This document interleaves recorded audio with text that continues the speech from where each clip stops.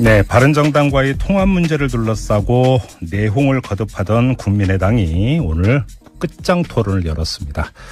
끝을 보겠다는 취지로 의원들이 한데 모여서 이 난상 토론을 벌였다고 하는데요.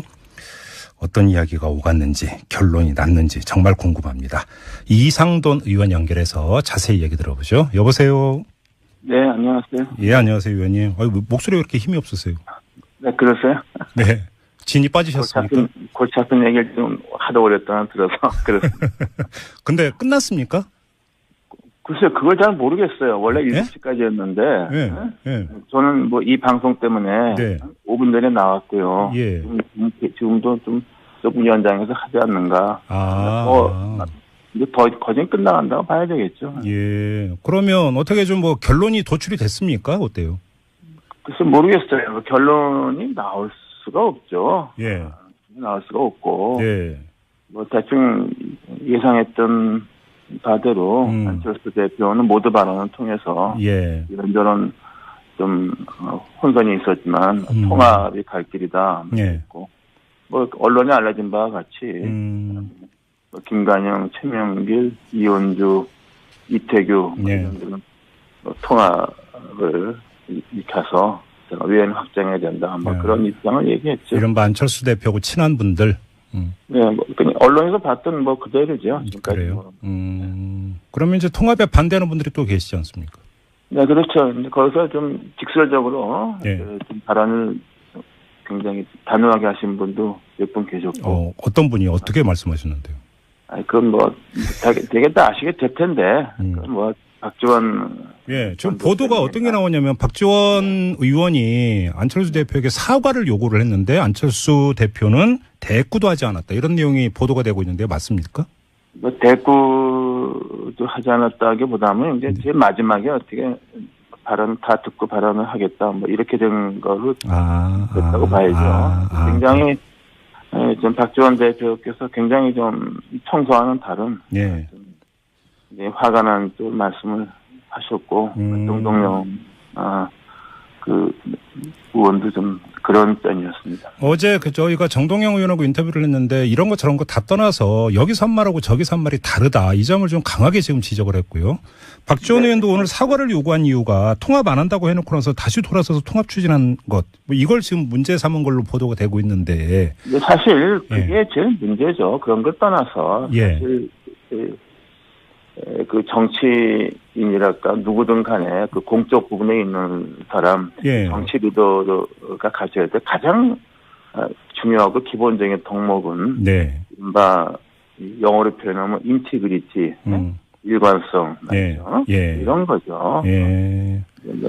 그리고 또 정치 리더로서 가장 중요한 덕목이고 기본적인 자질이라고 볼 수 있으면 이제 현실을 오독하지 않는 거죠. 그래요. 이렇게들이 있는 건데 그런 점에서 문제가 있었다고 보는 거죠. 그러면 의원님도 그러니까 그 안철수 대표가 좀 일관성이 없이 이랬다 저랬다 한다 이런 걸 좀 체감을 하셨다라는 말로 들리네요.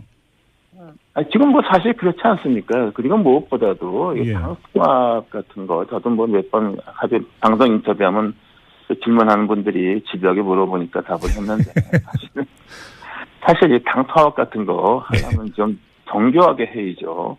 당원들 공론화하는 게 아니라 일단 의원들끼리라도 좀 컨센서스를 모으는데 이게 말 나가면 안 되니까 중요한 이른바 당에서 그런 말에 비중이 있는 의원들한테 아니라도 해서 공감대를 얻고 YS JP 선당 통합도 그렇게 했고 그리고 안철수 대표 본인과 그 김한길 대표 이끌던 민주당도 뭐 그런 형식을 취한 거 아닙니까? 네네. 근데 오늘 아무튼 이 그 끝장 토론에서 안철수 대표가 지금 어떤 이야기를 했냐면 내년 지방선거에서 자유한국당을 제치고 2등은 해야 하지 않냐. 그러면서 이제 통합의 당위성을 강조를 했다 이렇게 보도가 나오고 있는데요. 이렇게 이야기한 게 맞습니까? 그거 2등 얘기는 어저께 저도 메시지에 있었고 또 뭐 그런 뜻으로 그렇게 했는데. 그러면 간단히 정리하면 바른정당하고 통합을 하면 내년 지방선거에서 2등은 확실하다 할 수 있다 이런 자신감이 깔려 있는 것 같은데 안철수 대표의 이런 자신감을 의원님은 어떻게 평가하세요?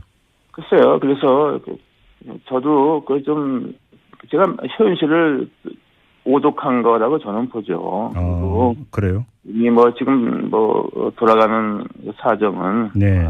바른정당의 광역단체장과 의원 몇 명도 결국은 연말연시에 한국당을 회귀하지 않겠는가 이렇게 보죠. 예를 들어서 남경필 경기지사나 그 원희룡 제주지사 같은 경우를 염두에 두고 하시는 말씀이네요. 네, 그렇고요. 저는 그쪽 사정을 잘 알지 않습니까? 그리고 보수 유권자 이렇게 무시하는 게 아닙니다. 예. 네, 그 보수 유권자 한 30% 그 지지를 얻지 않고서는 네. 온전히 가지도 못하죠. 예. 바른정당이 일종의 실험을 한 건데. 네. 그 실험이 결국에는 사실 이제 실패한 거 아닙니까? 그게 한국 보수 정표의 그 비극인데. 네. 현실이 그런 걸 어떻게 합니까? 저는 그렇게 생각해서 바른정당의 그런 것을 좀 안타깝게 보는 사람이죠. 자, 그러면 여기서 참 지켜보는 입장에서 좀 의아한 게, 자, 바른정당하고 통합하면 시너지 효과가 나면서 외연 확장을 해서 2등까지 할 수 있다라고 보는 시각과 택도 없는 얘기다라는 이 시각이 지금 맞서고 있는 거잖아요. 간단히 이야기를 하면. 이건 어찌 보면 정치판을 읽는 ABC라고도 볼 수 있는 건데 왜 이렇게 시각차가 큰 겁니까? 그거는 본인한테 물어보세요. 그러니까 이게 그 시너지 효과가 나면서 외연 확장이 가능할까라고 보는 것 자체가 착각이다 이런 말씀이시잖아요, 의원님. 저는 그렇게 봅니다. 저는 그렇게 보고요. 예. 그리고 자꾸만 무슨 호남 심지어 호남 민심에 갇혀 있다 네. 하는데 사실 네. 한국 정치에서 제3당이 지역 기반이 우리가 있었기 때문에 네. 총선도 이만큼 한 거고 그 문제는 이제 그것을 보다 좀 성공적으로 이끌어가지 못한데 네. 잘못이 있는 거죠. 그것을 얘기하면 나는 좀 어불성설이라고 보죠. 호남을 버리는 것 자체가 말이 안 되는 얘기다. 아니 거기 때문에 갇혀 있어서 우리가 안 된다. 예. 외연을 확장해야 된다. 제가 볼 때는 외연 확장의 대상이 바른정당이 보면 바른정당 자체가 예. 그 바른정당 무엇을 통합하겠다는 건지 거기에 지금 급여도 제대로 주지 못하게 된 사무직 당직자를 흡수하겠다는 건지 원외위원장을 대거 영입하겠다는 건지 난 너무 헷갈려서 제가 이해를 못하겠어요. 그러면 지금 의원님 평가에 따르면 통합은 외연 확장이 아니라 호남 외곽 지역으로 이사입니까? 외곽 이사입니까? 이전입니까? 그러면? 그것도 아니죠. 그리고 통합되지도 않죠. 오늘 의원총회 이 결과는 네. 난 통합은 안 된다는 것을 확인해야지. 그렇게 보세요? 거죠. 네. 그러면 안철수 대표가 결국은 통합에 성공을 못할 거다 이렇게 보시는 거네요? 그렇죠. 지금 발언하는 의원들의 3분의 2는 네. 직설적이든 조금 말을 좀 돌려하든 간에. 그러면 이 점을 한번 여쭤볼게요. 근데 통합 문제는 사실은 의원총회 결의사항이 아니고 당원들의 결의사항인데 어제 언론 보도가 나온 게 뭐냐면 권리당원 대상으로 여론조사해 봤더니 절반 가까이가 통합에 찬성하더라. 이게 지금 흘려나오지 않았습니까? 네, 근데요. 그게 많이 그렇지. 과거에 우리 정치 경험을 보십시오. 네. 1차적으로 좀 중진 의원들 그렇게 좀 어떤 공감대 갖고서 네. 그 통합하는 과정도 이게 굉장히 조건이 많은 게 아닙니까? 그걸 이제 과거 보면은 예. 행사하고 네. 그다음에 일단 의원들을 설득을 시키고 예. 그리고 나서 무슨 중앙위원 같은 위원회 같은데 설득하는 이런 절차를 거는 거 아닙니까? 그렇죠. 네. 대통령 여론조사를 해서 한다는 것 자체가 그것은 좀 짱뚱맞은 일이 아닙니까? 네. 과거 정치사를 보면은 그렇지 않습니까? 네. 근데 일반적인 전망은 안철수 대표가 통합을 추진하면 호남권 의원들이 탈당을 해서 더불어민주당으로 돌아가고 그러면서 그러니까 국민의당은 남은 사람들과 바른정당 의원들하고 통합을 하고 그래서 제3정당이 될 것이다. 이런 시나리오를 이야기를 하던데 이게 비현실적이라고 보세요? 그거 비현실적입니다. 일단은 예. 통합 논의가 이렇게 쉽게 되질 않고 네. 그러면 또 다시 그냥 대분란만 일으키는 것이고 그야말로 당 자체가 네. 이때 흔들리죠. 그리고 민주당으로 회귀한다는 건 그건 도대체 네. 말이 안 되는 겁니다. 그래요? 네, 그거는 우리가 보더라도 밖에서 보더라도 말이 안 되고 네. 모르겠어요. 정치부 초짜 기사들이 그런 기사를 쓰는지 모르겠는데 아니면 또 그걸 은근히 바라는 어떤 언론이 네. 자기가 사실을 쓰는 게 아니라 예. 자기들이 좋은 그림을 기사로 크게 쓰고 그걸 사실로 인식하고 예. 하는 사람이 있는 게 저는 비극이라고 봅니다. 자, 지금 의원님의 말씀 조금 확대 해석을 하면 안철수 대표는 통합 추진을 위한 당 공식 단위에서의 어떤 그러니까 더 많은 찬성표를 확보하기 힘들 것이고 오히려 당의 지분은 안철수 대표가 아니라 통합에 반대하는 사람들이 더 많이 가지고 있다. 이렇게 들리는데 맞습니까? 아니, 그게 뭐 당원이 어떻게 되는 것 떠나서 네. 일단 의원이라는 건 무시할 수 없지 않습니까? 물론이죠. 그렇긴 하죠. 예, 그 의원도 다수 갖다 뜻을 거스리고 네. 같은데 현실적으로 되겠습니까? 난 그 안 되는 걸 가지고서 우리가 이렇게 시끄럽게 만든 거. 잠깐만요. 그러면 안 되면 안철수 대표는 앞으로 어떻게 되는 겁니까? 그걸 제가 합니까? 나도 직접 물어보시죠. 저는 뭐 솔직히 네. 좀 그런 면이 있죠. 이게 굉장히 큰 사건입니다. 우리 국민당한테. 네. 네. 창당 이후 가장 큰 사건이에요. 아마 좀 제비기가 뭐 리베이트 사건이 제비기 있었고 제보 조작이 있었지만 네. 이거는 당의 사실상 어떻게 보면은 오늘 많은 의원들이 네. 불필요한 이런 분란을 만들었다고 말씀하시는 분들.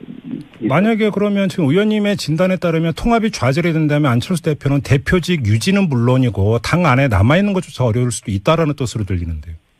근데 뭐 그렇게 볼 수도 있겠지만은 예. 그렇게 좀 생각하지 않으면 그만 아닙니까요? 예. 뭐 제가 좀 이게 비근한 이가 될지 모르겠는데 2014년 가을에 당시 민주당의 이른바 이상돈 파동이 있었잖아요. 예? 예. 그때 그 비대위원장으로 모시려다가 네. 예. 그때 박영선 원내대표 겸 비상대책위원장이 사실 그 혼자 결정한 것도 아니고 문재인 대통령 또 모모 중진 의원들 다 좀 얘기를 하고 저한테 강복했는데 그게 결과적으로 잘 안 됐잖아요. 그래서 박영선 의원은 그 비상대책위원장 그만두고 원내대표도 그만뒀죠. 그런 그 사례에 준해서 읽으면 된다는 말씀이시네요. 저는 그런 것이 그 박영선 의원한테는 굉장히 억울한 것이죠. 자기는 좀 선의로 한 것이고 뭐 혼자 독단적 결정한 것도 아니지만 그럼에도 불구하고 그게 현실이다 이런 말씀이신가요? 저도 그래서 박 의원님한테는 굉장히 부채함을 지금도 갖고 있죠. 네. 근데 그런 것이 이제 어떻게 되면 정치 이 세계에서 있어왔던 모습인데 또 이제 그렇게 생각하지 않는다면 할 수 없는 거 아닙니까? 마지막으로 의원님 이 점을 여쭤볼게요. 의원님이 보시기에 안철수 리더십의 가장 큰 문제가 뭡니까? 기본적으로 제가 볼 때는 일관성이 없고, 그게 뭐 사드 배치 반대를 제일 처음에 그 반대했던 데는 안철수 대표입니다. 맞습니다.